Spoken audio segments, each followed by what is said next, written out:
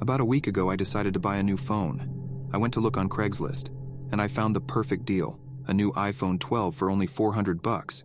I contacted the person that was selling the iPhone, but he didn't respond. I didn't think much of it.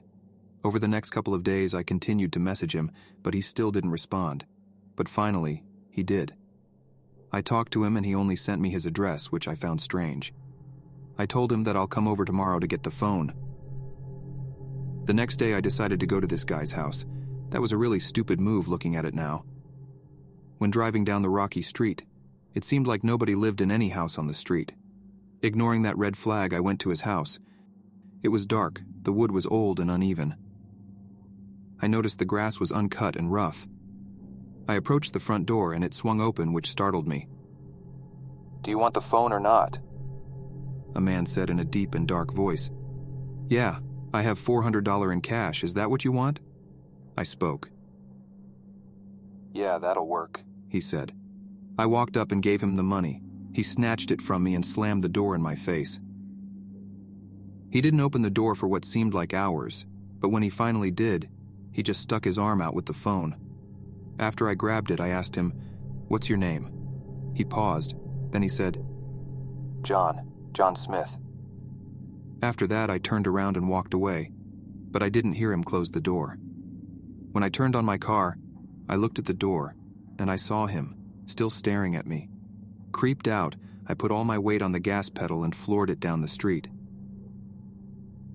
When I got home, I was way too tired to actually set up the phone. I fell asleep once my head hit the pillow. When I woke up, I turned the phone on, but I noticed something strange, something unusual.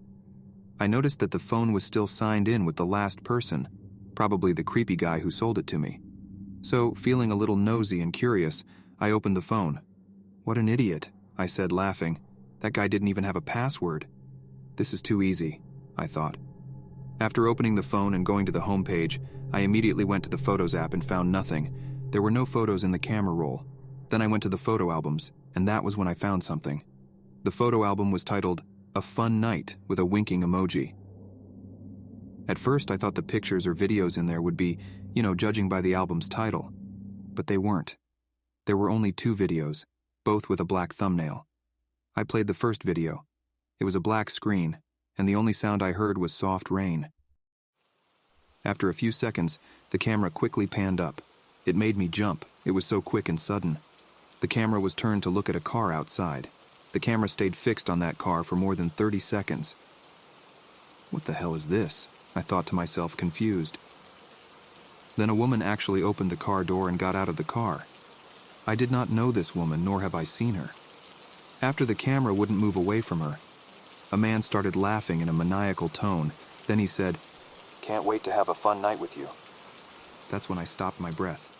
I knew that voice. That voice was the same as the man that sold me this damn phone. Thoughts began racing in my mind. Was he a murderer? I thought, is this video a prank? After the first video ended, I went to the second video. I noticed this one was exponentially longer than the first one.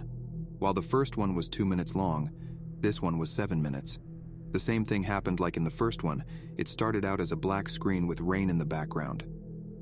But the difference was that it was in an abandoned warehouse. Then around 45 seconds in, I heard soft, quiet cries of a woman. "Shut your mouth," the same man yelled. She stopped immediately. The camera panned to look at the woman. He stood the camera up against the wall of the warehouse. She was the same woman that got out of the car.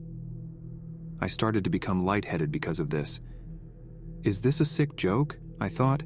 Did he actually kidnap her? Then the man reached his arm out to caress her knee. She started to whimper like a sad dog. Then right after she started to cry, he slapped her right in the face and told her to shut up in a loud and demanding tone. Once again, she stopped. The man then grabbed a knife out of his pocket and cut the rope around her mouth. She started panting and breathing really heavy. The man then said in a maniacal tone, "I want to have a little fun." In one swift motion, he pushed the woman down. He moved the knife around her jawline. Blood started to leak out under her chin. Then he dropped the knife and started to choke her. She started to turn purple, then she became lifeless. He then picked up the knife and started to carve a wide smile on her face. After he finished the smile, he grabbed the camera and showed her smile. He started laughing and said, "Wasn't this fun?" After seeing this, I jumped out of my bed and drove to the police station. I gave the phone to the police, and they found out the man and the woman in the video. For legal reasons, I will just say their first names. The man's name was Dale, and the woman's name was Jessie. The man was convicted of murder and is now in prison for life. The woman sadly died from blood loss. I decided to buy a car for myself. Not wanting to deal with the used car dealership, I started my search on Craigslist. After scrolling through what seemed like several hundred listings, I saw one that caught my eye. 2005 Chevy Malibu. The listing read, 30,000 miles driven, interior like new. New tires, no accidents, slight wear on the body but drives fine. $1,200 or the best offer, willing to negotiate. $1,200, I thought, sounds too good to be true. On a whim, I decided to call the person and just check it out. If it turned out to be too good, I'd have to go back to digging through Craigslist, which I was not looking forward to. I called the number, and a man's voice answered on the other end. I told him that I saw his listing and was interested in checking out the car. "Oh, great," he replied. "It's my grandma's old car. She recently passed away and, well, she wasn't doing too much driving as she got older. Except to doctor's appointments, that is." He laughed a little. "I'm free this afternoon if you'd like to come and see it." "Sure," I replied. "Okay, great. I live on 50th and Washington, if that's not too far for you. My apartment is right next to that gas station. The name's Mark, by the way." 50th and Washington? I know exactly where that is. I'll see you this afternoon, I replied. Later that afternoon, I found myself getting off the city bus and walking the few blocks to Mark's apartment. I turned around the corner to his apartment complex and was greeted by a large gate and a sign that said, Desert Palms Luxury Condos, a private community. Wow, nice place, I thought. I called Mark and told him that I was there. "Okay," he responded. "I have to buzz you in. Hang on." I walked in, found his apartment, and knocked on his door. A well-dressed, middle-aged man opened the door.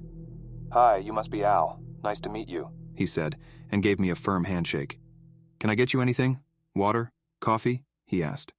Somewhat taken aback by his hospitality, I paused for a second and said, "Oh, no thank you, but I appreciate the offer." "You just want to look at the car, right?" He laughed a little. I stammered, not wanting to be rude. "It's okay, I get it. God knows that I know what it's like to not have a car." He drifted off.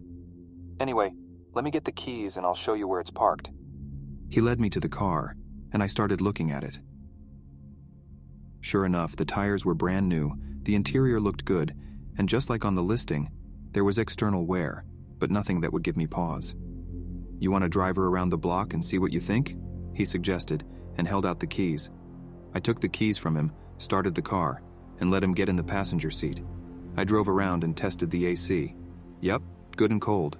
Radio? Definitely check. As Guns N' Roses. Welcome to the Jungle blasted from the speakers, startling me. "Sorry, I forgot that I had turned it up that far," Mark grinned sheepishly. I laughed back. "No, it's okay," I said. I continued to drive the car around his apartment complex, and as we pulled back into the parking lot, he looked at me. "So, what do you think?" I hesitated for a second. $1,200, you said? "Yeah, but I'm willing to negotiate," he said hopefully. I already had my mind made up. "I can do $1,200. It just so happens that I got paid yesterday. I can go and get a check from the bank tomorrow if that works." "Sure," Mark replied. A few days later, I was the proud new owner of a 2005 Chevy Malibu. The car was great. It drove smoothly, and I had almost forgotten what it was like to drive a car that didn't shake as soon as you took it over 45. One day, as I was getting in my car after work, I noticed a weird smell as I sat down. I didn't notice that when I got it. I thought for a moment and realized that I did have to take my dog to the vet the other day. The poor mutt got stung by a bee. That plus the summer heat, and well, it was no wonder why my car smelled off. I made a note to get an air freshener. At first, the air freshener helped. I got into my car the next week and smelled tropical Hawaiian breeze instead of dog in the summer. But as summer went on, and the temperature continued to rise, the smell got worse and worse.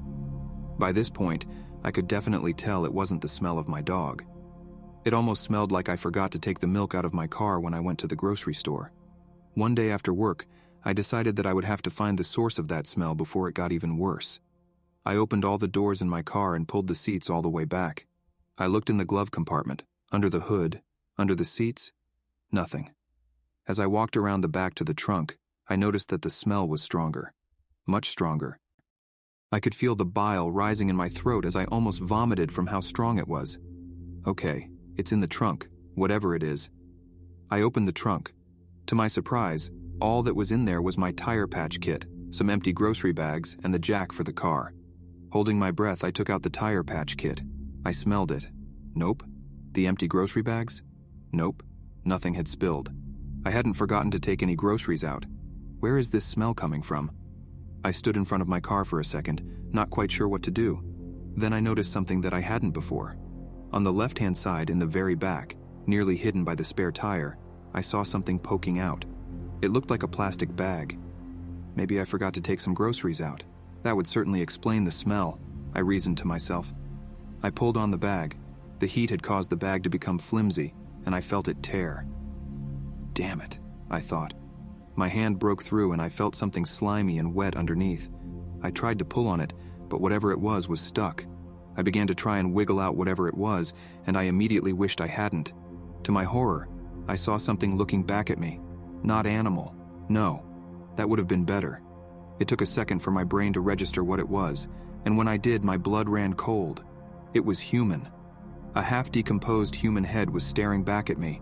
I screamed, slammed the trunk shut, and immediately vomited on the sidewalk. What the fuck? Why is there a fucking human head in my car? A million thoughts were running through my head. Did I just buy a car from a serial killer? Did he know that it was there? How long was it there? After I managed to compose myself enough, I called 911. At first, the cops didn't believe me. Apparently, finding human heads in used cars isn't common. Who knew? The cops questioned me extensively. I showed them the Craigslist listing and gave them Mark's phone number and address. According to the cops, when they raided Mark's apartment, there was nothing there. The apartment was completely empty, but whoever was there had left in a hurry. When they checked Mark's mailbox, mixed in with the pile of junk mail, there was a note inside that read, "Mark, I hope you haven't sold that car yet. Ben told me that there were leftovers in there. You know how much he hates those. You have to be cleaner with this stuff. Call me."